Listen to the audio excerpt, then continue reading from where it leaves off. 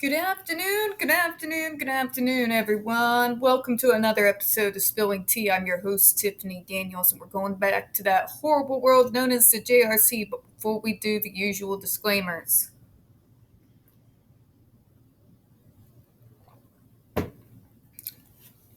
Alright. So, I aired my grievances this morning that I went off the rant about over the last couple of videos. And all of a sudden, I'm getting likes. This is what annoys me, folks. I talk about JRC constantly. You all know I do.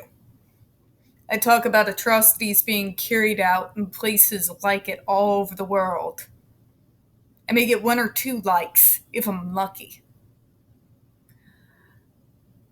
I get pissed about a little boy getting demonized for being a little boy, and then autism being used as a slur against him, and suddenly it's getting likes.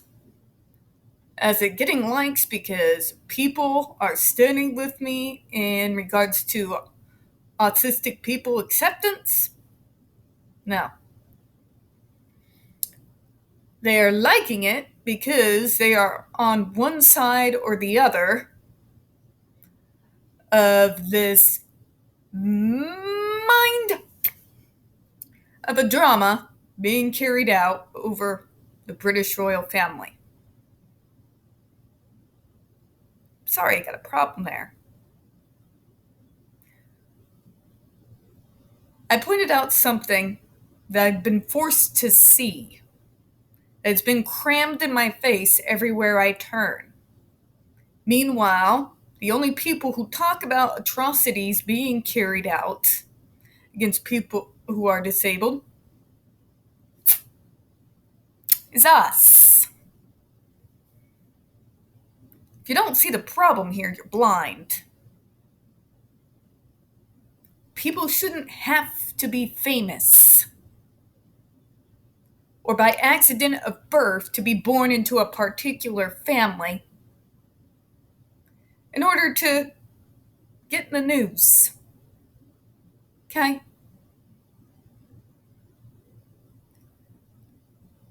And on another subject, but not on another subject, a person shouldn't have to be famous for you to care when crap like this happens. I'm looking at you, AH supporters. It's funny how I don't seem to find any of you talking about justice for anyone else but your queen. When I talk about performance activism, this is what I'm talking about. When you defend one set of individuals, not because what's happening to them is horrendous and wrong, but because you're offended because your faves are getting dragged through the mud, you're not an activist. You're a fan. There's a huge difference. Now to the disclaimers. In the description box, folks, you're going to find a link to the article that the Judge Rotenberg Educational Center doesn't want you to read. It's written by NeuroClastic, a small non-for-profit started by autistics for autistics, wherein they interviewed and surveyed over 900 ABA professionals in regards to the JRC's so-called behavior modification program.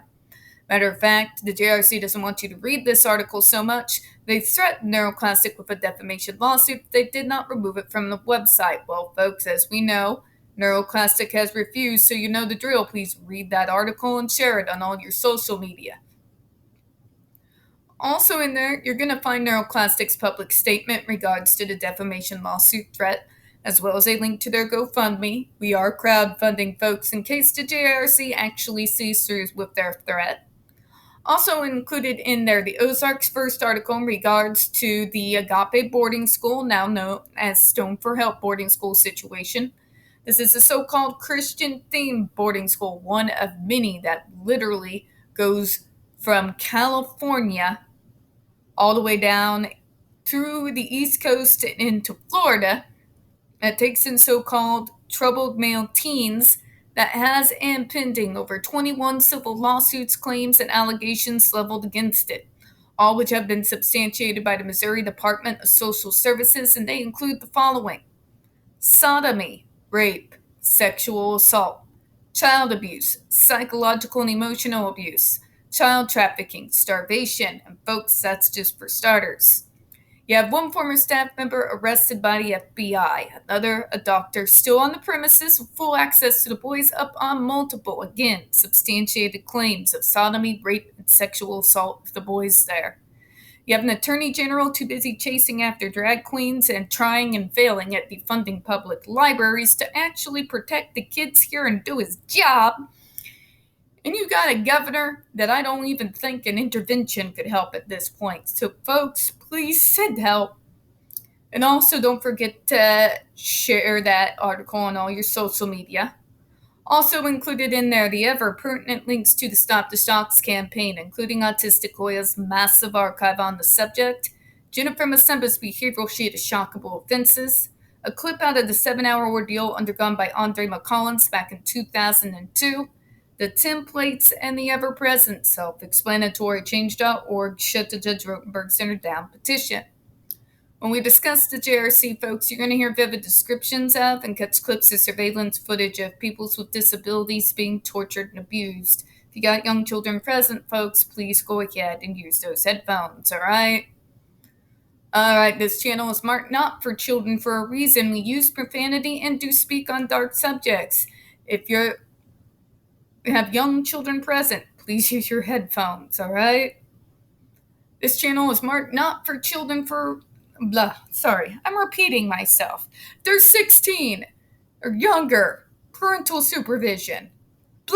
I'm brain dead, folks. This is what happens when you have weeks upon weeks of back-to-back calls and you only get 2 days to recover. Alright. Sorry, we do not have an edit button. So, folks, trigger warning. We are about to descend into the mad ravings of the lunatic mind known as Dr. Matthew Israel. You're going to hear gaslighting, victim blaming, pseudoscience, and lies, all coming from a man with a massive ego and even larger God complex. So, folks, square your shoulders and prepare yourself for the stupid, alright?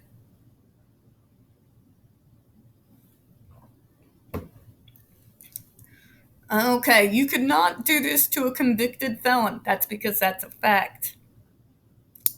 This assertion incorrectly mixes treatment with criminal justice. Oh, here we go again. Hey, doctor, just because you call it treatment doesn't make it treatment. Especially when your so-called treatment is not officially recognized by anyone inside your own field. Don't quote the Massachusetts civil court system to me. They're not doctors. Do not quote, but the police force and da-da-da. No. Are any of these people doctors? No. They went to different schools than you, doctor. Their opinions have less value than the toilet paper I used back there, because at least the toilet paper has a function. Alright? Good. The status of a person who is a felon and the status of a person who is a patient in need of therapeutic treatment for a behavior disorder are entirely different cases. True. I'm glad you noticed that, doctor. And explain to me, why do you treat us worse than violent felons? See, he cannot perceive that, though. See, in his mind, if he calls it treatment, then it can't possibly be torture because he's sad. It's not how medicine works. You wonder why there are literal laws protecting patients, doctor? literally the crap you get up to. Okay? Now let's go over another thing, which seems to escape a lot of people's notice. But I have repeated time and again on this channel and literally everywhere else we go. Autism is not a behavioral disorder. ADHD, not a behavior disorder. Down syndrome is not a behavior disorder. Many of the disabilities that this man so-called treats in his center are not behavioral disorders. They're neurological. They're developmental. These are not the same. You're treating something that starts with our neurology through behavioral science. Why do you think that's not working? Think on it. It is to be expected, therefore, that inappropriate actions are very different in two cases. One would not provide cancer surgery or radiation treatment to a convicted felon just because his or her status as a felon. Dr. Matthew Israel. Word salad be thy name. Do you think he ever reads his own crap? No, I'm asking, you think he actually reads this?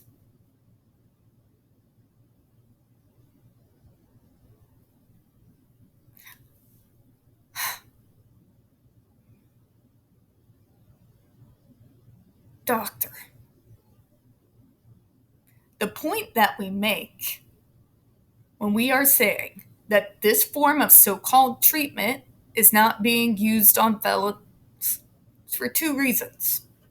First off, you claim that your treatment is so cutting edge extraordinary that you can cure us of our violent tendencies and behaviors with your insane torture device.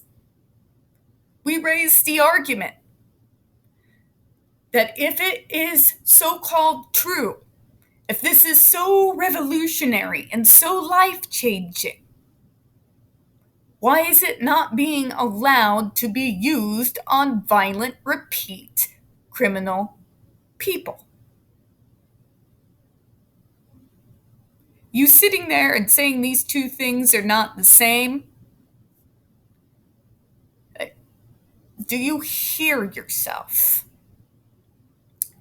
You refer and speak about us as though we are violent criminals. You actually treat us worse than criminals are treated. You treat us worse than dogs are treated. When we raise that argument, you sitting there saying, but these two things are not the same. But it's treatment, though. You're not making an argument. You're not explaining to me that if your treatment is so cutting edge, superstar awesome, why it is not allowed to be used on repeat violent offenders. You're not answering the question, doctor. You're playing word games and being an idiot. How, in the name of God, did you ever receive a doctorate in the first place is beyond me. I could drag someone off the street with more medical sense than you. And I live in Missouri. That's saying a lot. Similarly, one would not provide behavioral skin shock to a convicted felon just because his or her status is a convicted felon. Doctor, that's not our argument. That's literally never been our argument, and you refuse to address our point. Let me restate it again. Our point is, if your GED device treatment is so revolutionary, why is it not allowed to be used to treat convicted repeat offender felons? isn't answering the question, doctor. I don't know what it is, but it's not addressing the question.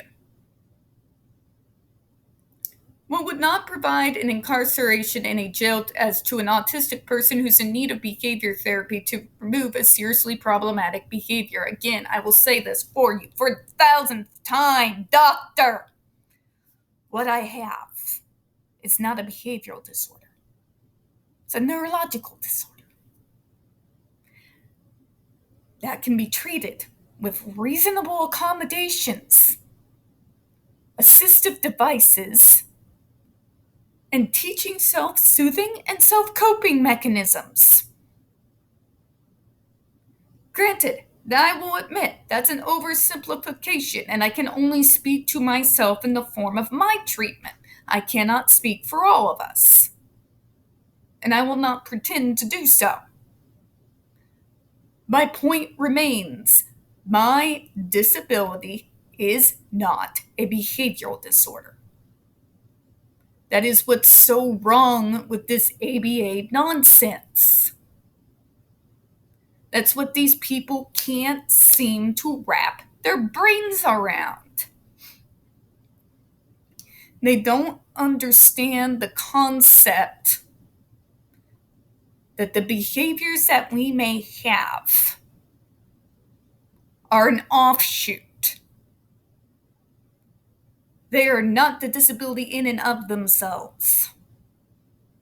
Starts here. Okay? Now, do people with autism, do us autistics have mental health issues? We literally live in a world that hates us. You bet your ass we've got mental health issues.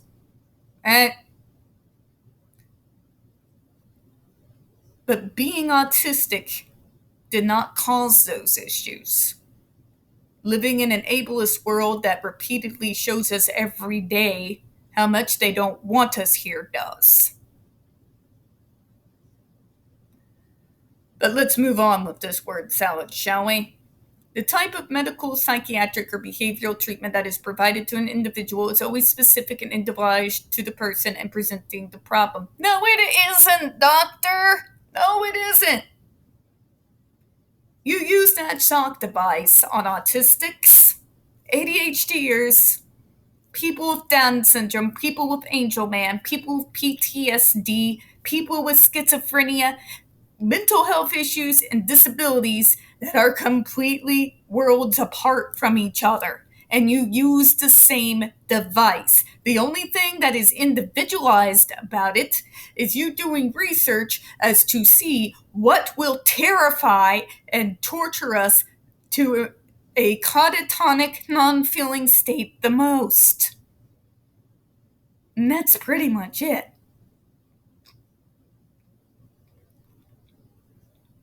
Okay? That's not individualized medicine.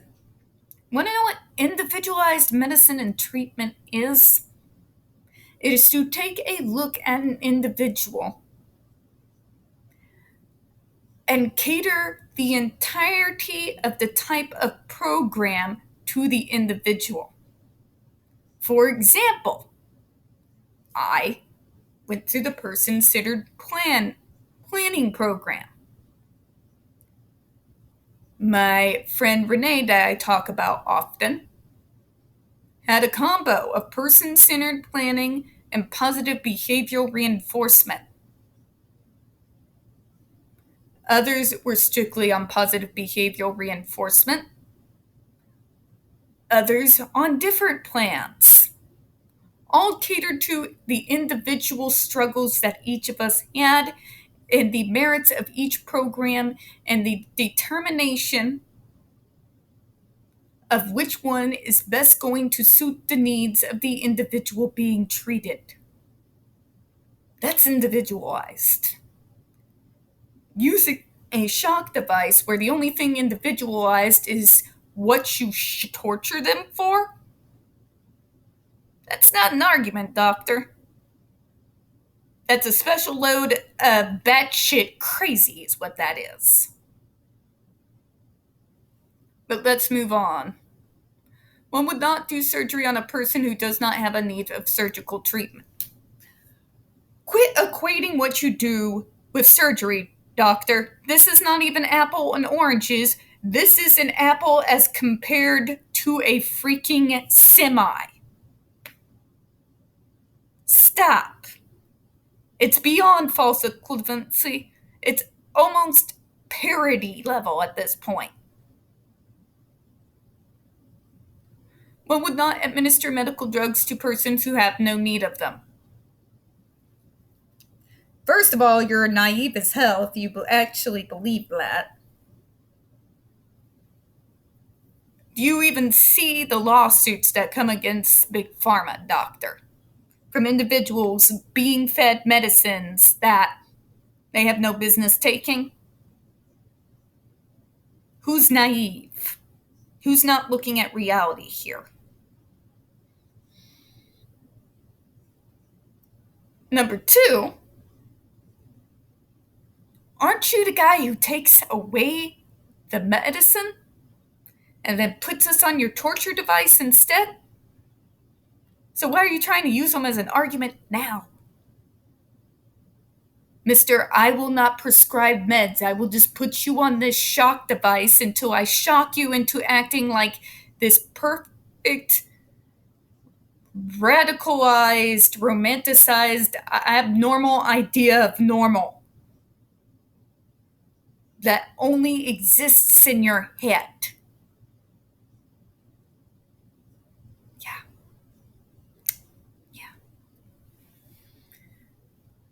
Let's move on here, shall we? Oh God, it goes on.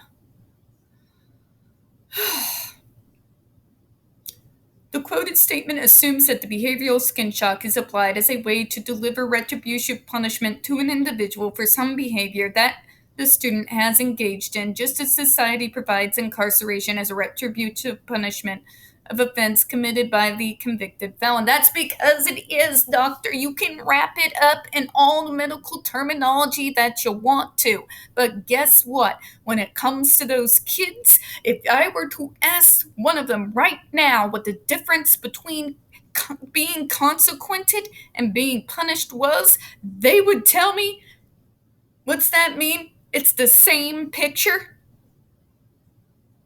Just because you use different words does not mean it's not the same thing. Because it is, doctor. It's the same thing. But we gotta do it because they're having these behaviors, or they're thinking about having these behaviors. So we gotta consequent them. But it isn't punishment, though. Yes, it is. Doctor? Yes, it is. It's exactly what it is. And just because you want to wrap it up in medical terminology and dress it with the robe of pseudoscience doesn't mean that it's not the same thing. Because it is. That is, however, not the case. Yes, it is, doctor. Yes, it is. The individual who needs aversive therapy is not considered to have done anything wrong or criminal that requires society to impose retributive punishment on it.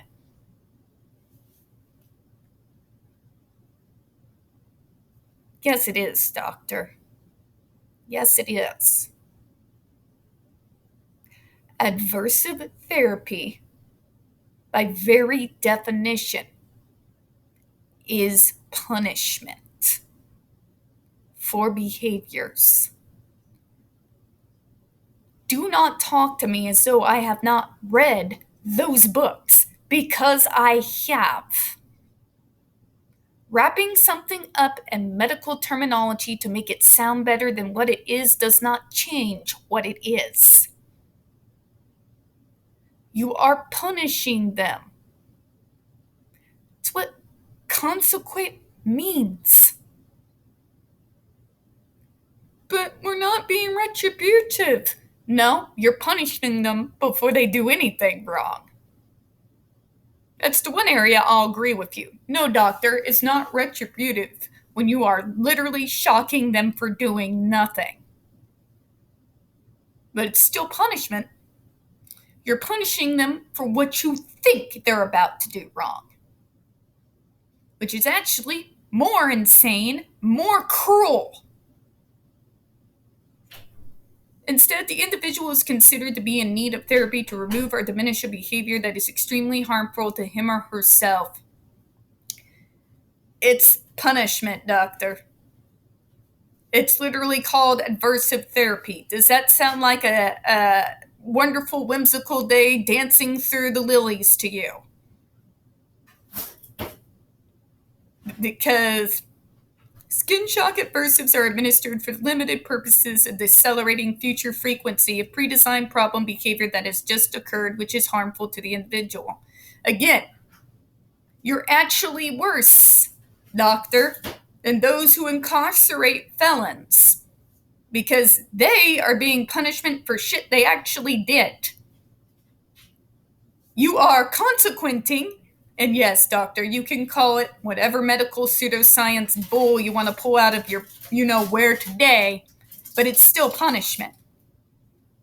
Changing the words don't change what it is. Sorry if I had to go real Missouri there, but sometimes. It's the same thing, doctor. It's the same thing. The JRC treatment program, which includes any supplemental use of adversive interventions, he loves that word supplemental because it's a subliminal thing, folks. When we think of supplements, we don't think of punishment. We think about individuals like myself who will take ginkgo in the morning to help me be able to focus on my job. Or people who may take St. John's wort to maybe help a little bit with anxiety. People who might take a little bits of calcium. They're not thinking of somebody shocking someone into catatonia. It's a way to kind of lull you to sleep, almost. Unless you know better. Nice try, doctor, but I'm still not buying what you're selling. It is only used when approved on an individual basis by a physician. Hold up. Did you or did you not say it was doctorate levels clinicians who approve of these things? Just a few paragraphs ago. And now you're going to tell us it's a physician. Yeah, doctor, which one is it? Because you play more fast and loose with alternative history and facts than AH ever did. That's kind of special. A court and the individual's parents. Here we go again, doctor. How many times do I have to say it? Judges went to law school. They did not go to medical school. Therefore, whether they rule it safe or not doesn't really matter, except in the fact that it allows you to continue your inhumane cruelty on the most vulnerable. In the case of school-age children, a further requirement is that the use of adversives be added to a student's individualized education plan. I'm glad you mentioned that, doctor. Because New York indicated that you actually strapped a kid inside one of those things before it was ever placed on their IEP. And yet I don't live in reality. Funny that, right? So what are we seeing here, folks? Besides Dr. Matthew Israel talking in nonsensical circles. He wants to try and convince you, but it's not the same. It's treatment. It's not punishment. But the terminology that he uses, right? Consequating. You can't change what something is by simply changing the words by which you refer to it. You are punishing them, doctor. You also refuse in this whole bunch of circular nonsense to address the question that has been asked to you repeatedly for over 40 years. That if your treatment is so revolutionary, so life-changing, and actually cures the kid, why is it not being used on repeat violent offenders? You still have not answered that question. So I'm going to do it for you. Because as bad as the penal system is in this state, in this nation, and throughout the world, even they will not allow this sort of treatment to be carried out because it is considered inhumane beyond all reason.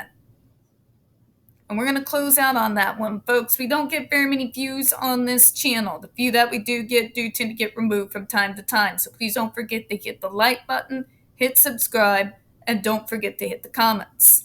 I do appreciate your time. As always, we here at Spilling Tea hope you have a good one. Bye-bye, everyone.